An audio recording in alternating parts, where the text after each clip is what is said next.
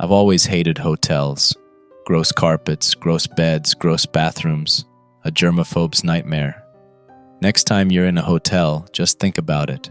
You have no idea who was in here before you doing God knows what on the furniture or on the floor. Actually, you can probably find out if you bring a black light. But I digress. Anyways, as much as I hate hotels, I always seem to end up in them. Either from being forced on some family vacation with my parents and brothers, or being invited to an oh-so-fun work conference halfway across the fucking country. I think I'm in a new hotel about every 3 months. I first heard about the Gateway Hotel when my boss sent me an email on a Thursday requesting, ordering me to attend a conference in Oregon to discuss a merger with another smaller company.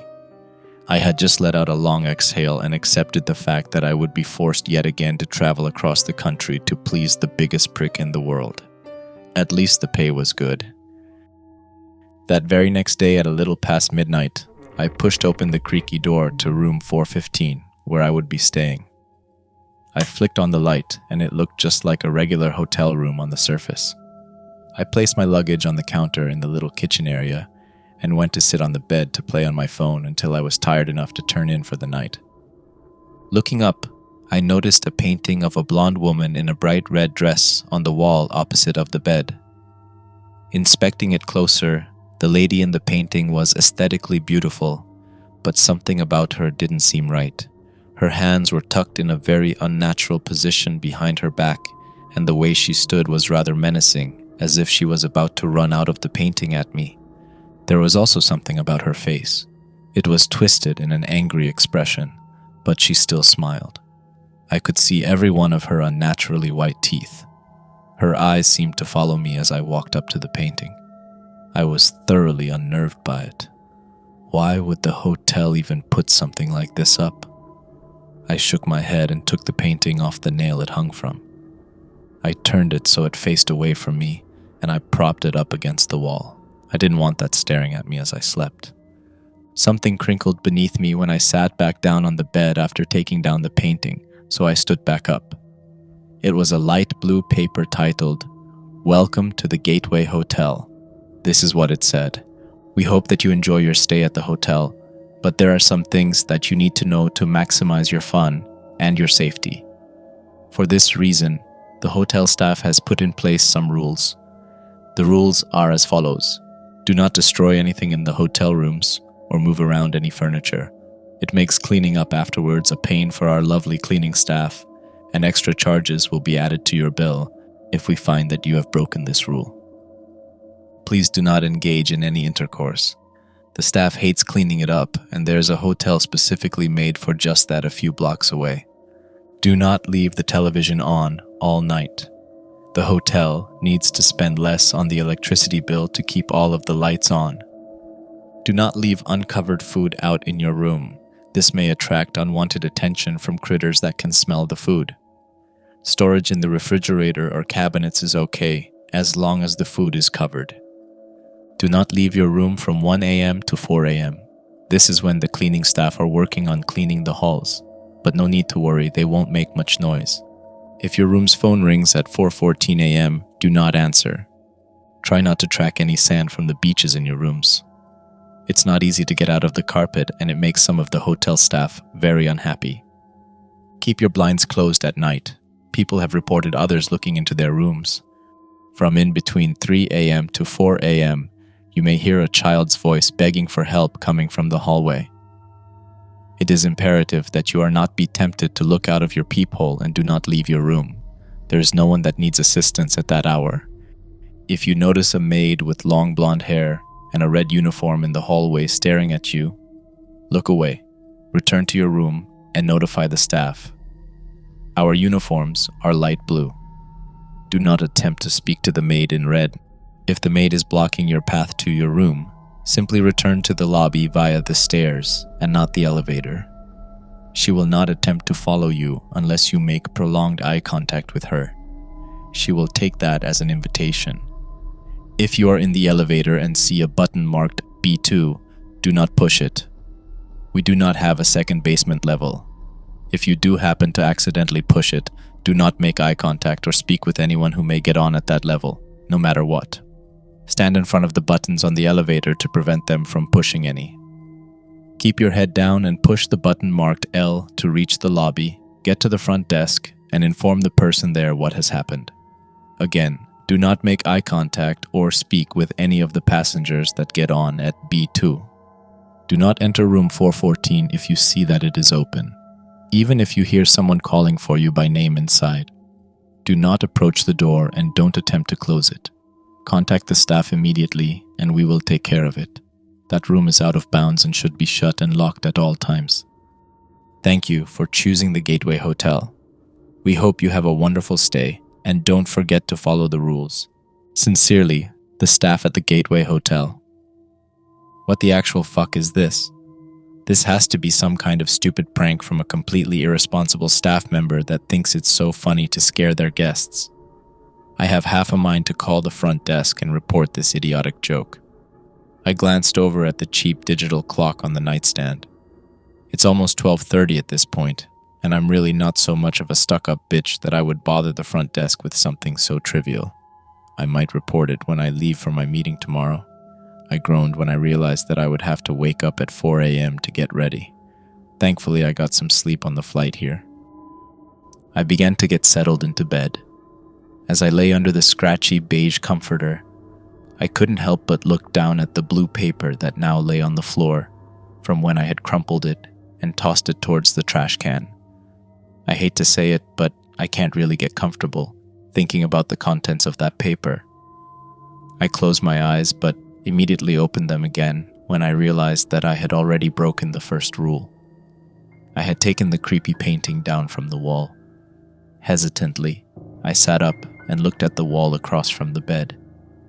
Even in the darkness of the room, I could tell that the painting was back up. A chill ran down my spine as I noticed the woman in the painting was even closer than she was before. Her face was somehow even more twisted. I quickly lay back down and shut my eyes. Guess I'm not moving the painting again. Hopefully I'm just being paranoid. Even though the rules are probably a joke, they still made me a bit nervous. The painting back on the wall was probably just a result of me scaring myself and sleep deprivation. Then again, I'm too scared to check. It's 1:12 a.m. I can't sleep. I think I just heard something tap on the window of my room. I'm on the 4th floor. I really hadn't wanted to get up to look, but I wanted to prove to myself that it was a tree or some shit like that. I stood up from the bed and crept to the curtained window in the dark. I avoided even looking towards the painting on the wall, not wanting to see the woman again. I knew she was still there and staring in my direction. I could feel her eyes follow me as I made my way across the room to the window. The almost rhythmic tapping continued as my fingers wrapped around the edge of the curtains and pulled back quickly, not even giving myself time to hesitate. Damn, I really wished that I had hesitated. I never expected that I would see the grotesque face of a man staring back at me. The man's face almost looked like it was rotting off as he...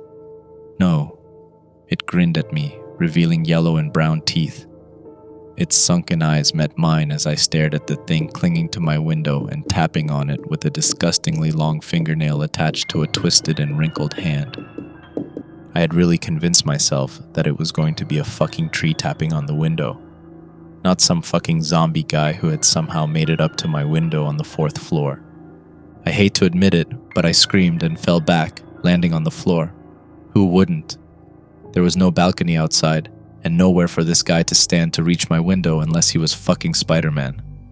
I lunged for the phone and quickly dialed the number for the front desk that was scrawled on a piece of masking tape stuck to the phone. Hello, this is the Gateway Hotel's front desk. How may I help you? Hello. Yeah, there's some guy outside my window tapping on the glass. I'm even on the 4th floor. How? Please refer to the list of rules that the hotel has provided you with. If you read the 8th rule, you will see that you should have kept your windows covered. Yeah, but I'm on the 4th floor. That's never stopped them from peeking in. Please ignore any tapping that may follow. Now that you've acknowledged them, they will continue tapping all night. Remember to follow the rest of the rules carefully. Have a good night, ma'am. The phone line went dead. I slammed down the phone back into the receiver, cursing.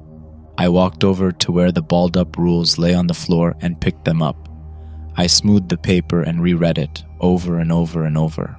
I put my head in my hands as I sat in the room that had looked so ordinary just an hour ago.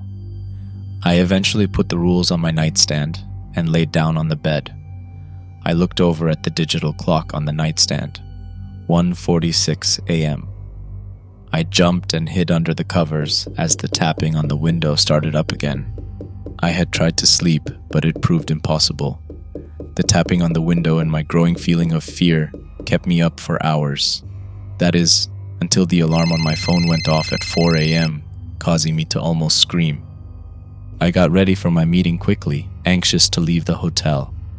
I checked the rules again, making sure that I could leave the room. The clock read 4:13 a.m. I sighed in relief when I saw that I could leave. Suddenly the phone rang, and I whipped around to see that the clock now read 4:14 a.m. I left pretty quickly after that. I looked at my window from outside the hotel when I walked out. The zombie guy was gone. There were also no trees nearby. Even after the rather successful meeting ended, I tried to stay out of the hotel for as long as possible. I even called my boss to ask if I could transfer hotels, but he just bitched at me about the high cancellation fee and how the Gateway Hotel was the cheapest in the state. Gee, I fucking wonder why. I knew I couldn't afford the cancellation fee and the fee for a new hotel room for the night. So basically, I was stuck in the Hell Hotel until my flight left at noon tomorrow. I returned to the hotel at about 10 p.m. that night. I didn't want to risk going back any later.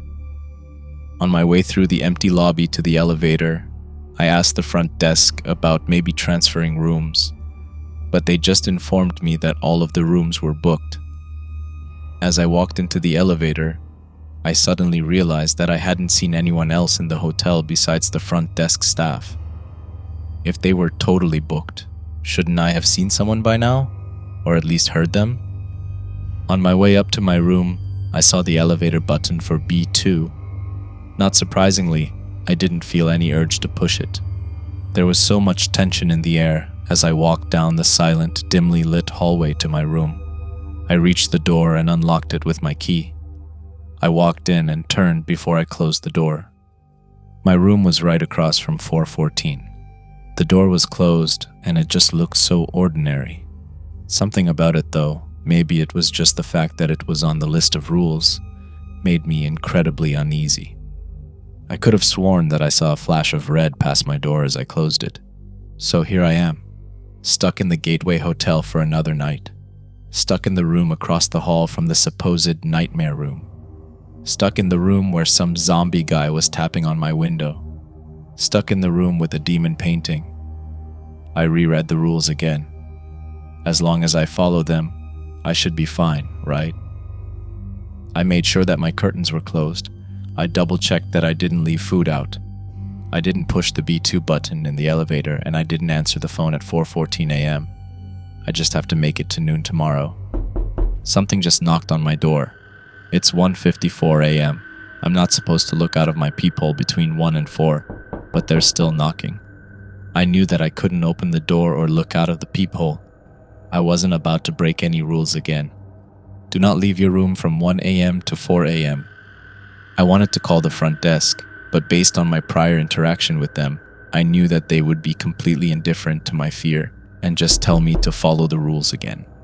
So that's what I planned on doing for the next 8 hours and 36 minutes. I just had to make it until 10:30 when I could leave for the airport and finally get out of here. I gave up any hope of getting any sleep that night as the rhythmic pounding on my door continued. As much as I wanted to know who or what was knocking on my door, I knew that it wasn't in my best interest to check it out. I turned on my bedside lamp and just sat on my bed, watching the door shudder on its hinges with every strike against it. Good thing I used the chain lock on the door as well as the actual lock because, hey, I was staying in a nightmare hotel.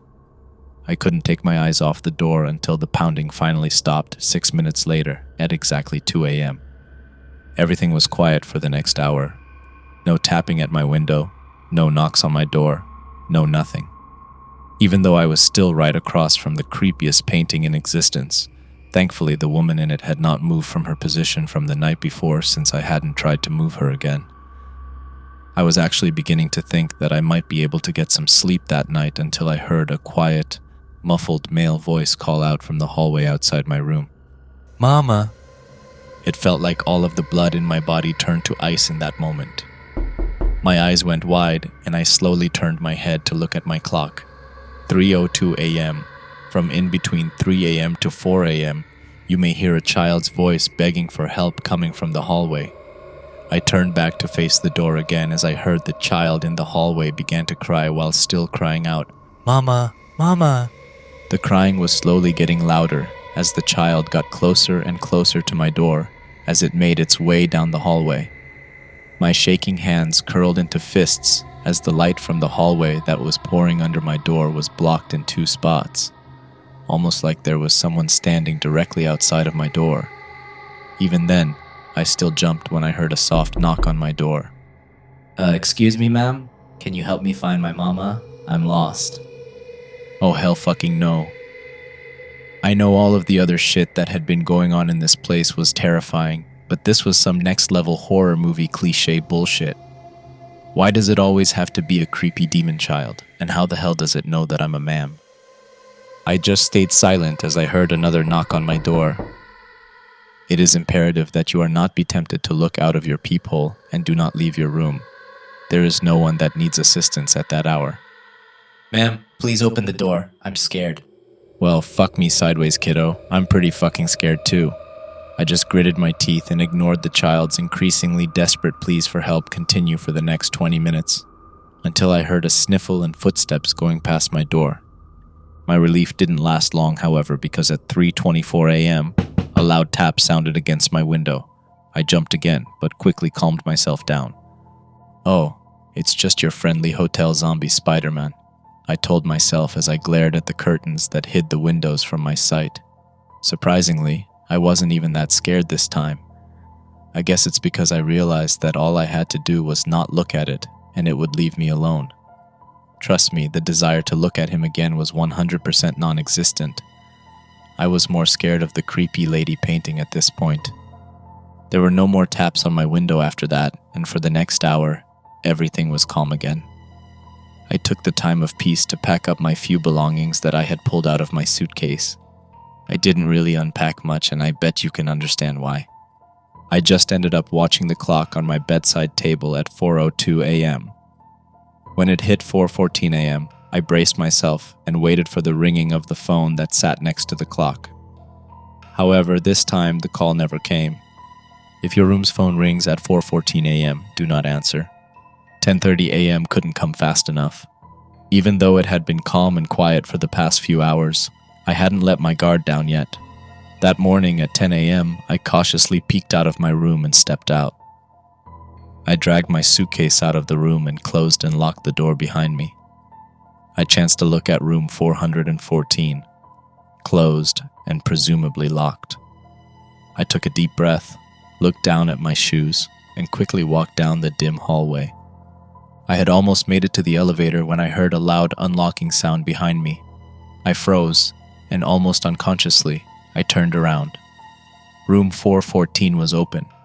I was kind of far away, but trust me, I know it was room 414. It was the room right across from mine. Do not enter room 414 if you see that it is open.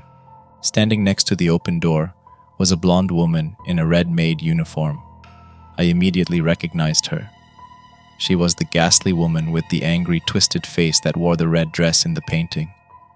The woman who had stared at me from across the room during my 2 sleepless nights at the hotel. And she was smiling the same white, toothy smile. Her empty eyes were fixated on mine, and her hands were hidden behind her back. She looked as if she was about to bolt down the hallway at me. If you notice a maid with long blonde hair and a red uniform in the hallway staring at you, look away, return to your room, and notify the staff. I quickly looked away, remembering the rule that had made me the most uneasy when I had first read it, and reached for the elevator button, desperate to get away from her as fast as I could. If the maid is blocking your path to your room, simply return to the lobby via the stairs and not the elevator.